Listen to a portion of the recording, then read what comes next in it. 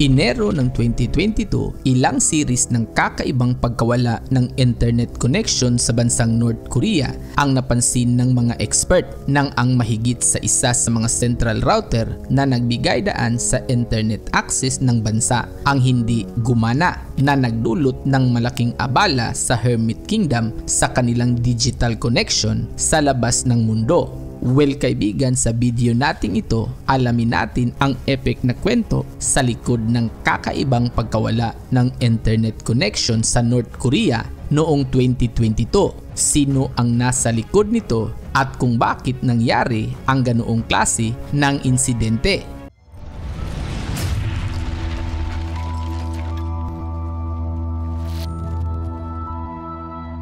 Isa ang North Korea na kilala sa pagiging mahigpit pagdating sa censorship sa kanilang communication system dahil ang lahat ng mga media outlet ay pinagmay-ari at kontrolado ng gobyerno. Ang mga media ay nakatuon sa pampulitikang propaganda upang itaguyod ang heroic image ng pinunong si Kim Jong-un. Maging ang pag-access sa pandaigdigang internet ay hindi pangkaraniwan, maliban na lamang sa ilang matataas na opisyal.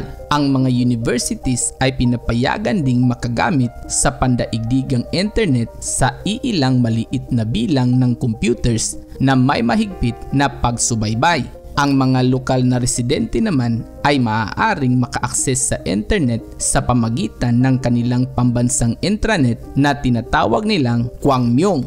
Subalit kaibigan, Enero ng 2022, isang kakaibang pangyayari ang naganap dahil ang internet connection sa buong bansa ay patuloy at paulit-ulit sa pagkawala mula sa mga booking sites sa pambansang airline na Air Koryo Airlines hanggang sa website ng Ninara na nagsilbing official portal sa gobyerno ni Kim Jong-un. Ang kakaibang timing sa pagkawala ng internet sa North Korea ay naganap kasunod sa ilang series ng North Korean missile test na nag-udyok ng mga hinala na maaaring gawa ito ng US Defense Department. Subalit kaibigan, paano naman kaya kung hindi? Sa isang interview ng Wired Magazine, isang American hacker na nagpakilala sa pangalan na P4X ang nagsasabing siya ang nasa likod ng mga pag-atake, kung saan mayroon pa itong mga screen recordings upang i-back up ang kanyang claim.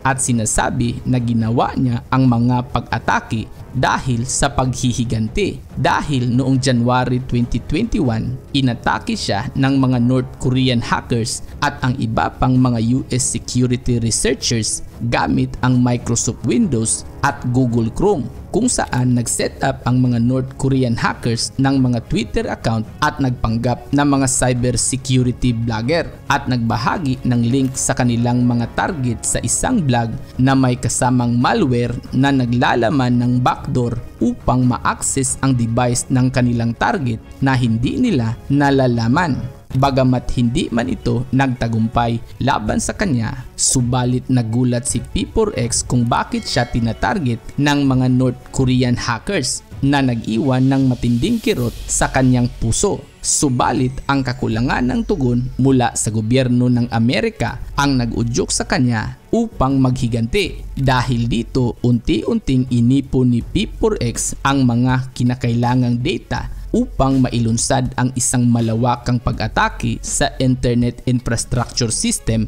ng North Korea. At makalipas ang isang taon, noong January 2022, ang Korean News and Information Sources na nagbigay ng balita sa bansa ay nagkaroon ng malawakang distributed denial of service noong January 14 at nasundan pa ito noong January 26 na umaabot ng halos isang linggo.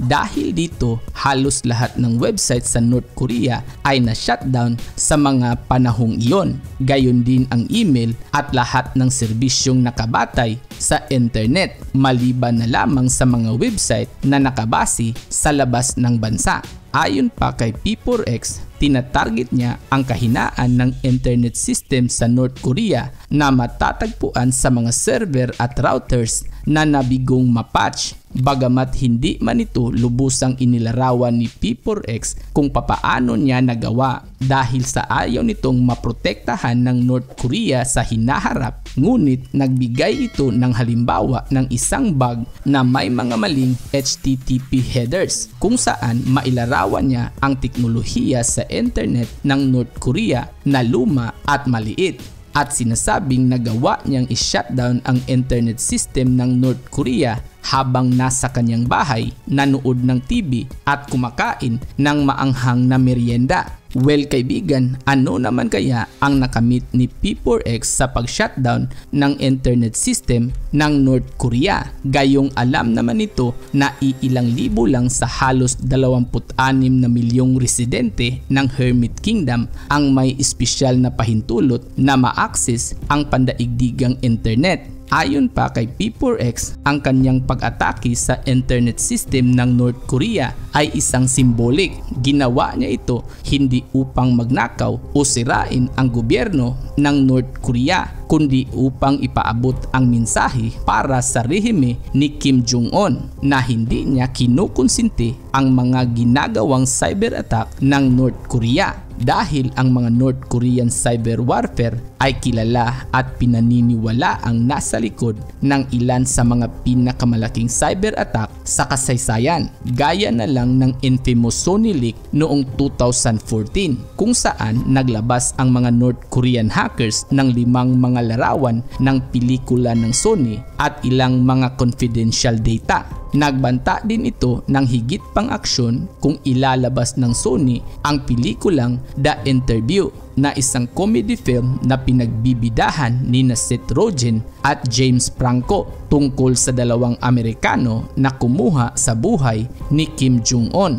Ang grupong The Lazarus Group ng North Korea ang nag-hack sa mga computer system ng Boeing, National Health Service sa UK at ng Federal Railway sa Germany, kung saan humingi ito ng bayad sa pamagitan ng Bitcoin upang paganahing muli ang kanilang mga sistema at nagnakaw ng halos $400 million sa mga cryptocurrencies noong 2021 ayon pa sa data platform na Chainalysis, at pinaniniwalaan na ang perang ito ay ginagamit upang punduhan ang weapon system ng North Korea, kabilang na ang paggawa ng mga nuclear missiles. Nakakatuwa mang isipin para sa isang bansa na isinara ang sarili mula sa labas ng mundo kung papaano ito nakapag-produce ng mga elite cyberkriminal. Well kaibigan, ang mga North Korean hackers ay inilagaan sa parehong paraan na sinanay ang mga Olympic athletes ng China. Na-recruit ang mga ito habang bata pa sila. Ang mga mag-aaral na magaling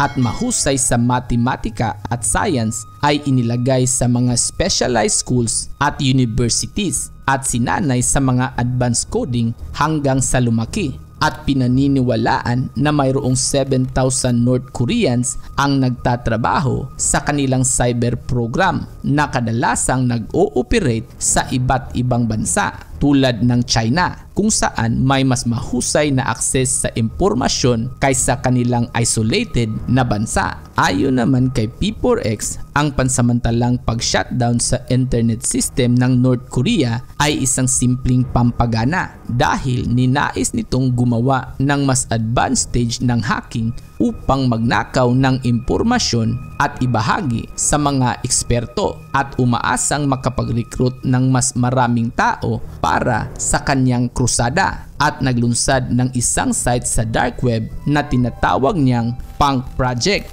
na ang ibig sabihin FU North Korea. Well kaibigan, makalipas ang mahigit 2 taon, ipinakilala ni P4X ang kanyang tunay na pagkakakilanlan sa katauhan ni Alejandro Caceres, ang 38 taong gulang na Colombian-American cybersecurity entrepreneur.